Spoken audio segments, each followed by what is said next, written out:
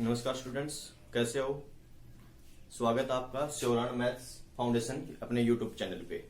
आज हम स्टार्ट कर रहे हैं चैप्टर फर्स्ट क्लास 12 का, ठीक है, यानी कि algebra of matrix.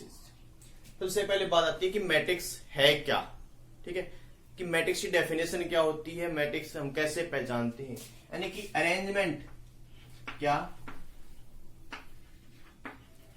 Arrangement of element का अरेंजमेंट किस तरह से एक सेट में किया जाए, किस तरह एक number of row and column में, यानी कि रो एंड कॉलम में एक अरेंजमेंट जो किया जाता है, उस अरेंजमेंट को हम क्या कहेंगे, मैट्रिक्स। यानी कि जैसे ये रो है अपने पास और ये कॉलम है, इसमें अगर हम जो एलिमेंट है अपने पास, एलिमेंट हो सकते हैं रियल भी हो सकते हैं, कॉम्प्लेक्स भी हो सकते हैं, यानी कि रियल या कॉम्प्लेक्स नंबर का जो एक अरेंजमेंट रो इनटू कॉलम में, वो क्या कहलाएगा, मैट्रिक्स। यानी जैसे ये लिख दिया हमने 2 3, एक रो हो गई, अगर ये देखा जाए तो ये 2 कॉलम 5 7, इसका एक सेट। अभी सेट को करने के लिए, समूह को इकट्ठा करने के लिए हमने क्या किया, एक ब्रैकेट का यूज किया हमने, वो ब्रैकेट है ये, यानी कि मैट्रिक्स को जो समूह बनाएंगे के उस सेट को इकट्ठा करेंगे, तो उस सेट को इकट्ठा करने के लिए हमने जो आइडेंटिफाई यूज किया वो क्या है, ये, ठीक है, ब्रैकेट। यानी कि तो ये हमारे पास क्या हो गया, यहाँ पे ये 2 रो है 2 कॉलम है। अब इस मैट्रिक्स को अरेंजमेंट करने का होगा ये तरीका, उसकी नोटेशन हो गई कि इस तरह से हम उस सेट्स जो होता है अरेंजमेंट जो एलिमेंट का, उसको इस तरह से हमें क्लोज करते हैं। उसके बाद उसका जो नेमिंग की बात आती है कि इस मैट्रिक्स का क्या नाम है, तो उस मैट्रिक्स का हमें याद रखना होगा कि जो भी हमारे पास मैट्रिक्स है उसको हम कैपिटल अल्फाबेट से यूज करेंगे। किससे, कैपिटल अल्फाबेट से हमें उसको यूज करते हैं। कोई भी नाम देना, ए देना है या बी देना है या सी देना है, जो भी हम नाम देंगे उसको हम कैपिटल अल्फाबेट से देंगे। अब उसके बाद बात आती है कि हमारे पास देखो ये जो पोजीशन है इस मैट्रिक्स में, जो ये पोजीशन है वो किसको रिप्रेजेंट कर रही है, रिप्रेजेंट कर रही है first row and first column, ठीक है, किसको रिप्रेजेंट कर रही है, first row and first column. जो एलिमेंट का जो अरेंजमेंट है रो इनटू कॉलम में, यानी कि रो इनटू कॉलम, रो रिप्रेजेंट करेगा किसको, एम से डिनोट किया हमने, कॉलम किसको रिप्रेजेंट कर रहा है, एन को। यानी कि उस मैट्रिक्स को अगर हम यहां पे लिखें, एलिमेंट की बात करें तो उसको हम स्मॉल एलिमेंट ए से डिनोट कर लेंगे, किससे, ए से। अगर हम इस पोजीशन की बात करें इस मैट्रिक्स के अंदर, तो इसको हम लिख देंगे A11, यानी कि फर्स्ट हमने किसको रिप्रेजेंट किया, पहले बोला अभी कि रो को, और सेकंड किसको, कॉलम को। तो m की वैल्यू क्या है यहाँ पे 1 और n की वैल्यू क्या, सेकंड, यहाँ पे इसको क्या कहेंगे, फर्स्ट रो सेकंड कॉलम, यानी कि रो तो ये हमारे पास फर्स्ट है और कॉलम ये कौन सा है, सेकंड। इसी प्रकार इसको लिख देंगे A21 A22। क्लियर है ये बात। यानी कि कोई भी मैट्रिक्स होती है उसकी जनरल नोटेशन जो हो गई, वो इस जो सेट्स जो समूह है नंबर्स का अरेंजमेंट करने का, वो इसके अंदर अरेंजमेंट करेंगे। उसका जो नेमिंग होगा वो हमेशा कैपिटल अल्फाबेट से देंगे। अब बात करते हैं उसकी पोजीशन की, तो पोजीशन जो होगी वो सबसे पहले हम किसकी देंगे, रो की, और उसके बाद कॉलम की, ठीक है। पहले किसकी पोजीशन देंगे हमें, रो की, और बाद में किसकी देंगे, कॉलम की। फर्स्ट रो सेकंड पे कॉलम, ठीक है। अब यहां पे जो लिखा जाता है उसका लिखा जाता है ऑर्डर, उसको क्या बोलते हैं हमें, ऑर्डर। किसी भी मैट्रिक्स का ऑर्डर हम यहां से कन्फर्म होगा m क्रॉस m, यानी कि m इंटू n, ठीक है। कोई भी मैट्रिक्स है उसका अगर हमें ऑर्डर लिखना है तो हमें यहां से पता चलेगा कि उसका हमने क्या ऑर्डर लिखा हुआ है, m into n। m represent करेगा रो को और n रिप्रेजेंट करेगा कॉलम को। क्लियर है। उसके बाद बात आती है कि टाइप ऑफ मैट्रिक्स, या इसकी थोड़ा सा और देख लेते हैं। AIJ भी जनरली हम डिनोट करते हैं, यहाँ पे जनरल फॉर्म में हमने लिख दिया AIJ, कोई भी मैट्रिक्स है, और यहाँ पे लिख दिया 2 क्रॉस 3 रिप्रेजेंट करे।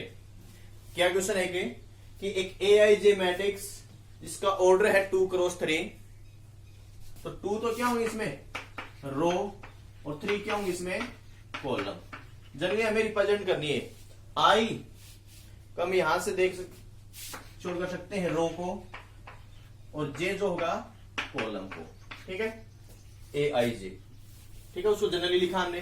फर्स्ट दो रो होनी चाहिए और कॉलम कितने होने चाहिए, 3, तो column 1 2 3, row first second. First यहाँ पे जो एलिमेंट लिखा जाएगा, देखो कितने एलिमेंट लिखे जाएंगे, 2 रो हो गई, 3 कॉलम, 1 2 3। अब यहाँ पे पोजीशन करनी है, हमें लिखनी है, स्मॉल ए से बताया था, अभी एलिमेंट को रिप्रेजेंट करेंगे, first row first column, first row second column, first row third column, यहाँ पे सेकंड रो फर्स्ट रो, यानी कि पहले हमें रिप्रेजेंट करना होगा एलिमेंट किसका, यहाँ पे जो नोटेशन देंगे वो रो का, और सेकंड पे किसका करेंगे, कॉलम का, A22 A23। अब क्लियर है ये कि ऑर्डर क्या हो, जिसका हो गया, ऑर्डर हो गया 2 का रो से 3, यानी कि रो 2 कॉलम 3। क्लियर है मैट्रिक्स की बेसिक, यानी कि हमारे पास मैट्रिक्स की डेफिनेशन हो गई, उसको रिप्रेजेंट करने का तरीका हो गया, उसका नेमिंग का हो गया, उसका ऑर्डर की बात हो गई, उसके पोजीशन की बात हो गई। अब उसके बाद बात आती है टाइप ऑफ मैट्रिक्स। क्या type of A matrix, type क्या क्या होती है, टाइप सबसे पहले हम बात करते हैं row matrix, column matrix, rectangular, square, जलीनी की बात करते हैं। रो मैट्रिक्स के अंदर आप नोट कर लीजिए, सिंगल रो होनी चाहिए। रो क्या हो, अगर रो मैट्रिक्स है तो उसके अंदर केवल और केवल एक ही रो होनी चाहिए, कॉलम के ऊपर कोई कंडीशन नहीं होगी। फॉर एग्जाम्पल 1 3, ये मैट्रिक्स लिखिए, कोई मैट्रिक्स है ए 1 3, बी मैट्रिक्स लिखी हमने 1 5 7 9, तो ये 1 क्रॉस 2 की है, ये 1 क्रॉस 4 की है, रो कितनी है, सिंगल है, तो इस टाइप की जो भी मैट्रिक्स होगी उसको हम क्या कहेंगे, row matrix. Clear. Second column matrix, single column, यानी कि अगर देखो रो की बात आती है तो रो सिंगल होनी चाहिए, कॉलम मैट्रिक्स की बात आती है तो कॉलम सिंगल होना चाहिए, मतलब एक ही कॉलम होना चाहिए। तो मैट्रिक्स इस टाइप से लिखी जाएगी 1 2 1 5 9 8, इस तरह से। तो इस मैट्रिक्स का ऑर्डर होगा, रो कितनी है 2, कॉलम कितना 1, यानी कि 2 क्रॉस 1, यानी कि हमें याद रखना चाहिए कॉलम मैट्रिक्स है तो यहाँ पे m क्रॉस 1 की होगी। m रो कितनी भी हो सकती है, m के ऊपर डिपेंड है। रो मैट्रिक्स है तो 1 क्रॉस n के ऊपर डिपेंड होगा कितना होगा, हमें कोई दिक्कत नहीं। क्लियर। उसके बाद बात करते हैं हम रेक्टेंगुलर मैट्रिक्स की। जो रेक्टेंगुलर मैट्रिक्स होगी उसमें जो हमारे पास कोई भी मैट्रिक्स है, जनरली ए आई जे m क्रॉस n लिखते हैं, तो रेक्टेंगल की बात करते हैं तो रेक्टेंगल में हमेशा लेंथ और ब्रेथ जो होती है वो n इक्वल होती है, इक्वल नहीं होती, अलग अलग होती है। इसका मतलब m not equal to n होना चाहिए। आपका जो रो है और वो कॉलम है वो हमेशा आपकी इक्वल नहीं होनी चाहिए कभी भी। तो उस टाइप की जो मैट्रिक्स होगी वो कैसी होगी, रेक्टेंगुलर। जैसे for example 2 cross 3, 1 cross 2, 2 cross 1, 3 cross 4, 3 cross 2, इस टाइप की बहुत सारी मैट्रिक्स है। क्लियर है। उसके बाद बात आती है हमारे स्क्वायर मैट्रिक्स की। तो स्क्वायर मैट्रिक्स से हम थोड़ा सा डिफरेंट, यानी कि m is equal to n, यानी कि ए आई जे कोई भी मैट्रिक्स है m क्रॉस n की, उसके अंदर अगर रो और कॉलम क्या हो जाए, इक्वल हो जाएंगे, तो उस टाइप की मैट्रिक्स को हम क्या कहेंगे, स्क्वायर मैट्रिक्स। क्लियर है। स्क्वायर मैट्रिक्स कौन सी कहलाएगी, जिस मैट्रिक्स के अंदर रो और कॉलम क्या हो जाएंगे, इक्वल हो जाएंगे, तो उसमें हम क्या कर देंगे, उस मैट्रिक्स को स्क्वायर मैट्रिक्स। उसके बाद बात आती है डायगोनल मैट्रिक्स। कौन सी, डायगोनल, नाम से ही क्लियर हो रहा है। देखो डायगोनल मैट्रिक्स की बात करते हैं हम, तो डायगोनल मैट्रिक्स कौन सी होती है, डायगोनल मैट्रिक्स हमेशा एक स्क्वायर टाइप की मैट्रिक्स होगी। उसमें हमेशा याद रख लेना स्क्वायर मैट्रिक्स होते हैं हमेशा। डायगोनल मैट्रिक्स हमेशा क्या होगी कि स्क्वायर मैट्रिक्स होगी। जैसे ये लिख दिया मैंने 1 0 0 2, तो इस मैट्रिक्स को हम क्या कर सकते हैं, डायगोनल मैट्रिक्स। ठीक है, यानी कि डायगोनल मैट्रिक्स की कंडीशन क्या होगी वो जान समझो कि जो उसका डायगोनल होगा वो क्या होंगे, नॉन जीरो होंगे, बाकी एलिमेंट क्या कहलाएंगे, जीरो। अगर उसके बाकी एलिमेंट, ये तो 2 क्रॉस 2 की है, स्क्वायर मैट्रिक्स है 1 0 0 0 5 0 0, उससे हो ये मैट्रिक्स लिख दी मैंने। तो ये 3 क्रॉस 3 की स्क्वायर मैट्रिक्स है और इसके डायगोनल जो एलिमेंट है वो क्या है, नॉन जीरो, बाकी एलिमेंट सारे क्या है, जीरो।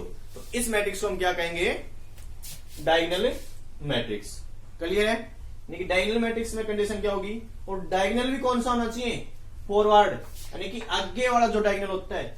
जनरली हम इसको हम डायगोनल नहीं लेते मैट्रिक्स के अंदर, ही ध्यान रख लेना भाई। वही बात, आप कोई भी शेप लेते हो उसके अंदर आप रेक्टेंगल में ये 2 डायगोनल बोलते हैं, तो रेक्टेंगुलर है या स्क्वायर की बात करते हैं, स्क्वायर है तो भी ये 2 डायगोनल होंगे। लेकिन इसमें हमने 2 डायगोनल क्यों नहीं लिए, रीजन, जो डायगोनल होते हैं वो देखो उनकी ए आई जे, यहां पे आई और जे जो पोजीशन होगी क्या होगी, आई इज इक्वल टू जे, यहां पे आई और जे बी इक्वल, यहां पे भी आई और जे बी इक्वल।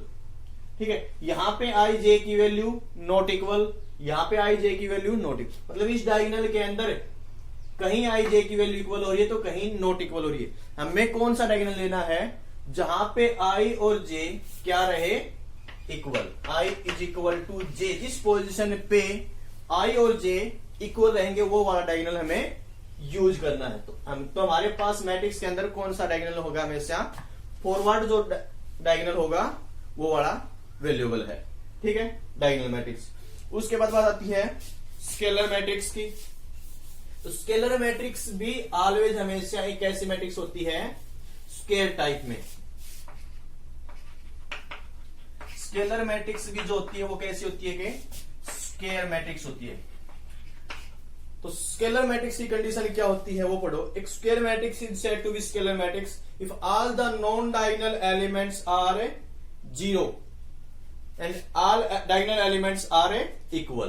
क्या होंगे उसके नॉन डायगोनल एलिमेंट, जैसे 2 क्रॉस 2 की लिखते हैं, और डायगोनल एलिमेंट्स आर इक्वल, ये दोनों सेम होने चाहिए। देखो डायगोनल मैट्रिक्स थी उसमें कोई कंडीशन नहीं थी कि डायगोनल जो एलिमेंट है वो सेम हो या नहीं हो।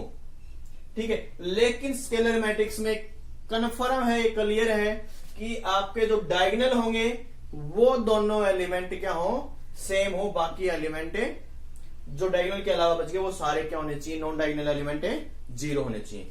क्लियर है। उसके बाद बात आती है यूनिट मैट्रिक्स की। ये भी बता दिया आपको डायगोनल और स्केलर दोनों मैट्रिक्स हमेशा कैसे होती है, स्क्वायर मैट्रिक्स। उसके बाद यूनिट मैट्रिक्स या फिर हम आइडेंटिटी मैट्रिक्स बोल सकते हैं इसको।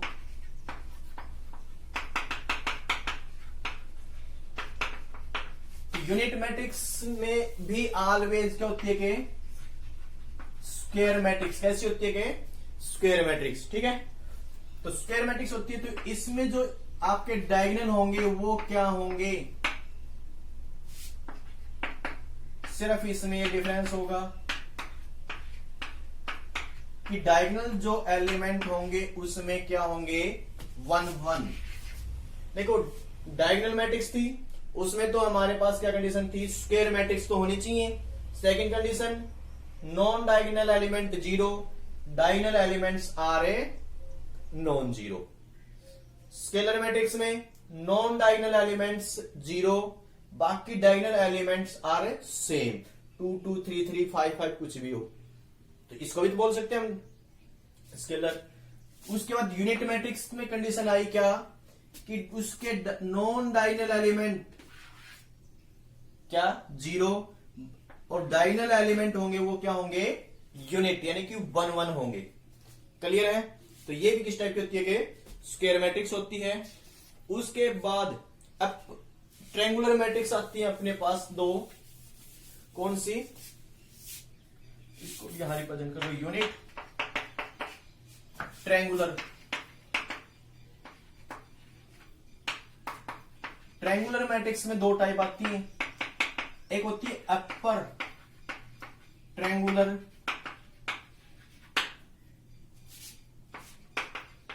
एक होती है lower triangular matrix. Upper triangular matrix जो होगी उसके अंदर डायगोनल की बात करते हैं, सिर्फ उसे भी किसकी बात करते हैं, जहां पे देखो डायगोनल की बात होगी, जहां पे भी जिस मैट्रिक्स में हम डायगोनल की बात करते हैं, डायगोनल से रिलेटेड कोई भी बात आती है तो वो हमेशा एक स्क्वायर मैट्रिक्स होगी। ठीक है, तो यहां पे भी हम अपर ट्रायंगुलर मैट्रिक्स की बात कर रहे हैं, तो उसमें भी मैंने क्या बात बोली है कि डायगोनल, तो डायगोनल से ऊपर के एलिमेंट ये वाले नॉन जीरो हो, 2 3 5 1 -2 7 0 0 0, यानी कि जो डायगोनल है और उससे ऊपर के जो एलिमेंट है वो क्या होने चाहिए, सारे नॉन जीरो, और नीचे वाले एलिमेंट क्या हो, जीरो, तो वो टाइप होगी अपर ट्रायंगुलर मैट्रिक्स। क्लियर। इसका उल्टा लोअर ट्रायंगुलर मैट्रिक्स जो होगी वो क्या होगी कि जो डायगोनल होगा अपना उससे नीचे के एलिमेंट, लोअर में लोअर एलिमेंट नॉन जीरो होने चाहिए, अपर में अपर एलिमेंट नॉन जीरो होने चाहिए। तो लोअर की बात कर रहे हैं तो लोअर एलिमेंट 1 3 5 2 4 6 0 0 0, तो लोअर ट्रायंगुलर होगी तो लोअर एलिमेंट डायगोनल और उससे नीचे के एलिमेंट क्या होंगे, नॉन जीरो होंगे, ऊपर के एलिमेंट क्या होंगे, जीरो होंगे। ठीक है, अपर ट्रायंगुलर लोअर ट्रायंगुलर। उसके बाद बात बचती है हमारे पास जीरो मैट्रिक्स।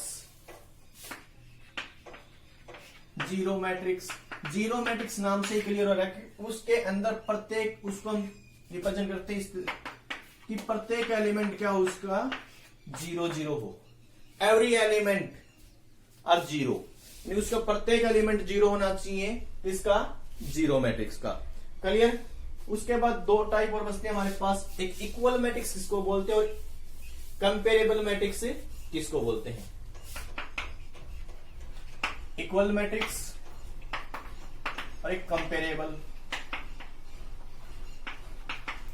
कंपेरेबल की बात करते हैं और इक्वल की बात करते हैं। देखो कंपेरेबल में सबसे पहले बात आती है कि उसका कोई भी दो मैट्रिक्स रख लिया हमने, AIJ 2 क्रॉस 3, बी मैट्रिक्स हमने रख दी AIJ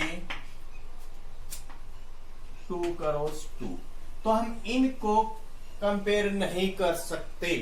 कंपेयर कब कर सकते हैं, जब दोनों मैट्रिक्स का ऑर्डर क्या हो, सेम हो।